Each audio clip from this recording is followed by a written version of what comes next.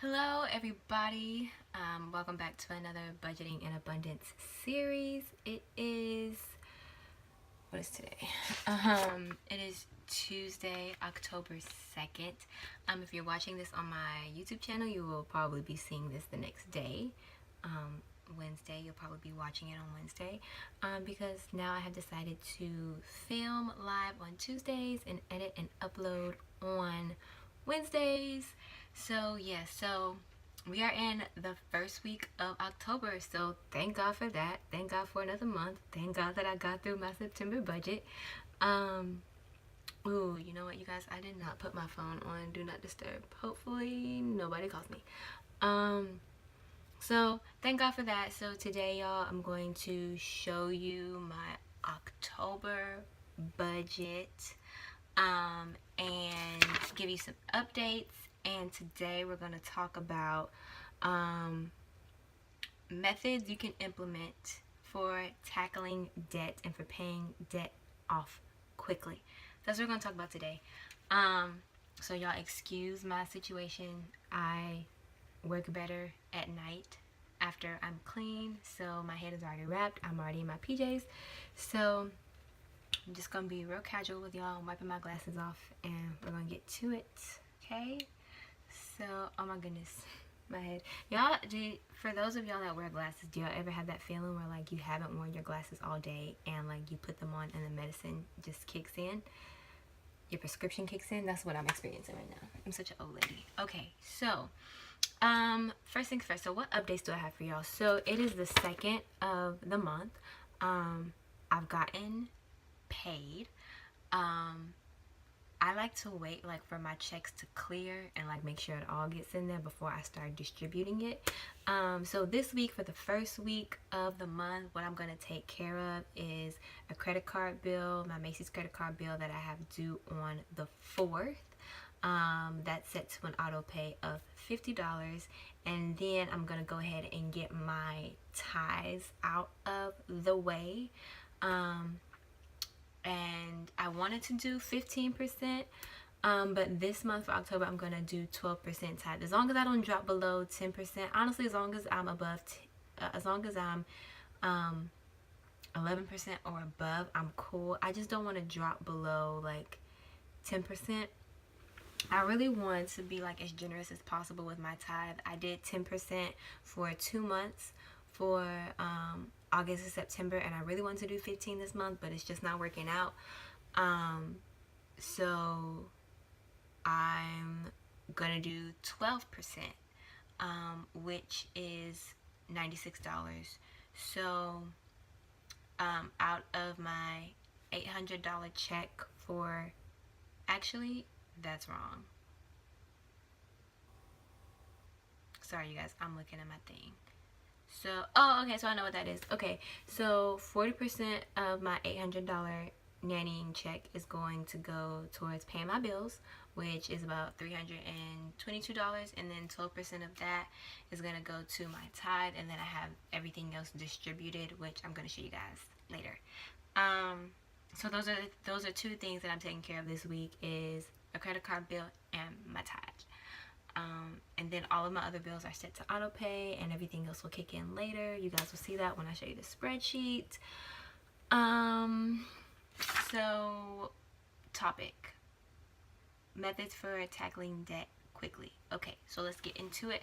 I think I have 3 things for you guys, and if anything else pops up, I'll mention it. So I'm gonna just go ahead and take out my notes, my little sticky note that I have for you guys. Okay, so the first thing, okay, if you want to tackle debt, and if you want to, you know, pay off your debt quickly, whether that's consumer debt, student loan debt, stupid debt, IOU debt, whatever it is, you owe other people money, it's debt.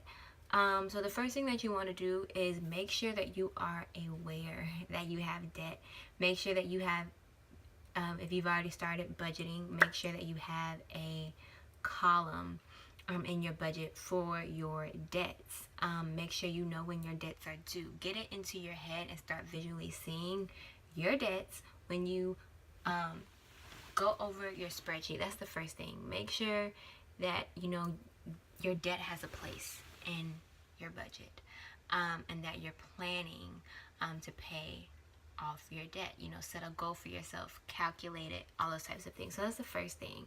If you want to go ahead and get it off the way, make sure you know that it's there. Ignoring it isn't going to help. It's just going to accumulate interest, and no one wants that. So that's the first thing, is make sure you know it's there. So number two, something that you can do, and this is something that I've been doing up until probably about a month ago, is hold off on your savings, and whatever you were saving, put that to debt. Like, stop saving and paying off debt. Choose one or the other. This is also very kind of controversial in the financial world because it depends on like your lifestyle. Typically people are saving for emergency funds. Your rainy day fund is going towards something long term like retirement, your 401k, all that kind of stuff. So it really depends on your lifestyle. Like for me, I didn't have an issue like putting off my savings while I tackled a lot of my consumer debt, because I'm a live-in nanny and I don't have bills. I have bills, but I don't have rent. I don't have utilities. I don't have like big bills that normal people my age, like normal mid-20-year-olds would have. So I was okay with putting my savings on pause because I wasn't saving up for something in particular. And my biggest emergency right now with me being a live-in nanny is like my charger dying, honestly. So it really depends on your lifestyle. It really depends also on how much you currently have saved up. Now, if you have nothing in savings, I don't recommend going this route. If you have somewhere between $500 to $1,000, I would say you're good to go on putting your savings on pause and, you know, accumulating what that savings would be into debt. A typical emergency usually ranges from about $500 to $1,000. So you have room for like one emergency. So yeah, so that's tip number two, is stop saving money and put what would go to savings towards debt. And number three is, and this is honestly like the last thing I can think of, is so at the end of the month or at the end of the week or every 2 weeks or whatever, everything gets paid and you have that extra money that's not allocated, that you haven't told it where to go. That's not extra money. That's money that needs to either go towards savings or towards debt or towards outstanding balance. In this situation, we're going to put it towards debt. So again, this all goes back to making sure that you have a budget and making sure that you have every single dollar that comes into your house accounted for, because you're gonna be like, oh, I have extra money, and then something comes up, or you know, you're still in debt.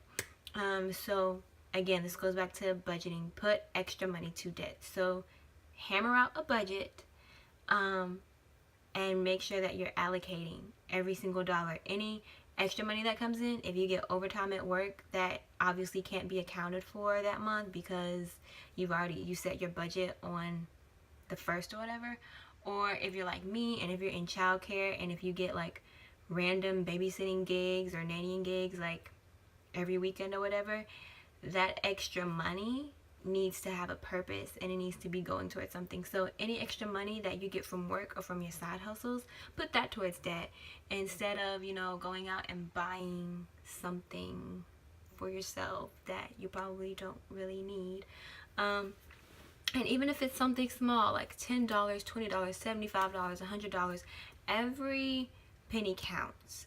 Money is money. It all matters. So even if you make an extra, I don't care if you make an extra $20 or extra $200, if everything is taken care of, if all of your bills are paid, that extra, and if you're not wanting for anything or needing anything, let me say you're not needing anything, because people will be like, oh, I want this, I want that. As long as your bills are taken care of and you're not like needing for anything, you don't have any outstanding balances or any IOUs or anything outside of consumer and student loan debt, put that extra money at the end of the month, at the end of the week, or at the end of every other week, put that extra money to, you know, your debt. So that is the topic for the day, you guys. I'm such an old lady. It's only like 10:15. So let me take over to the budget because, like I said in last week's video, I've done a lot of rearranging, and I'm trying to get to the point where my most consistent streams of income are the ones that I live off of and live off of minimally, and using all of my additional steady but like inconsistent in a monetary amount incomes to debt and savings, because I'm now getting to a point where my consumer debt is coming down. So I'm still gonna like be persistent about paying it off, but now I don't have to go as hard, you know what I'm saying? So yeah, so let me flip y'all over. Okay, so here we are. Okay, so I'm going to give you guys the rundown. The first credit union I bank with, second credit union that I bank with are here. Let me just do the mouse. So, saving for my dream car, that's a checking account, money goes there.